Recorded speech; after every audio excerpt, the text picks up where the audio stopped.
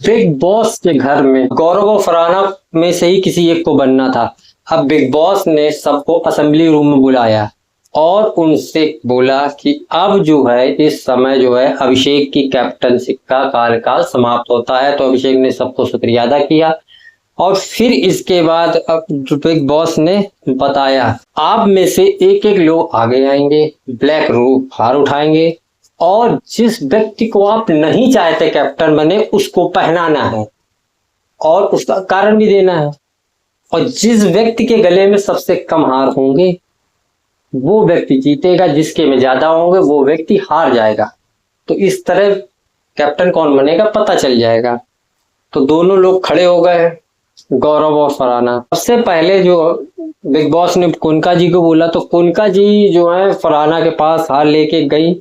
उन्होंने बताया कि फरहाना है वो बदतमीज है, बददिमाग है और बेशरम टाइप जो भी है, उन्होंने ये बोला था।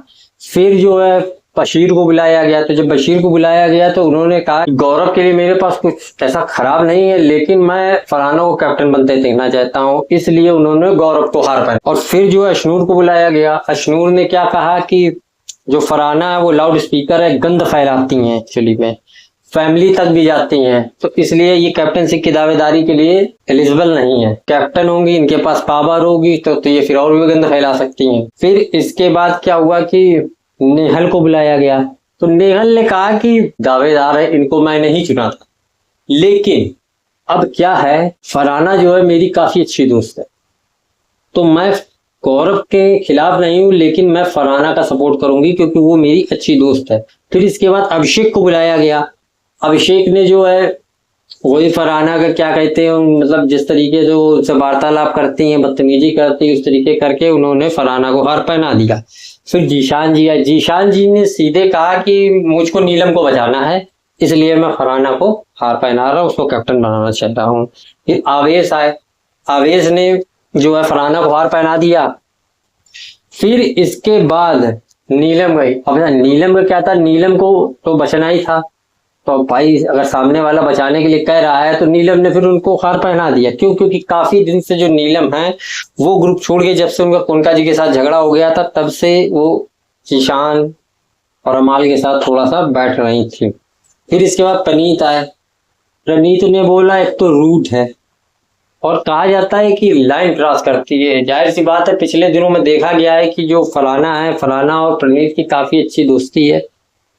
फरहाना किसी से भी लड़ रही हो, लेकिन प्रणीत कोई चीज कहते हैं तो उनकी बात का ना वो काटती है ना खुश होती है, हंस के निकाल देती हैं जो बात है।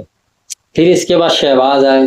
तो शहबाज का जो सबसे अलग और यूनिक पॉइंट था जो बहुत ही अच्छा लगा, कहते हैं कि इस घर में कलेश की कमी है, मुझको कलेश चाहिए और कलेश मुझको दौड़ाना है, इसलिए कि कलेश इस घर में दौड़े, इसलिए मैं फरहाना को बनाना चाहता हूँ कि बहुत ही शांत शांत माहौल अच्छा नहीं रहेगा।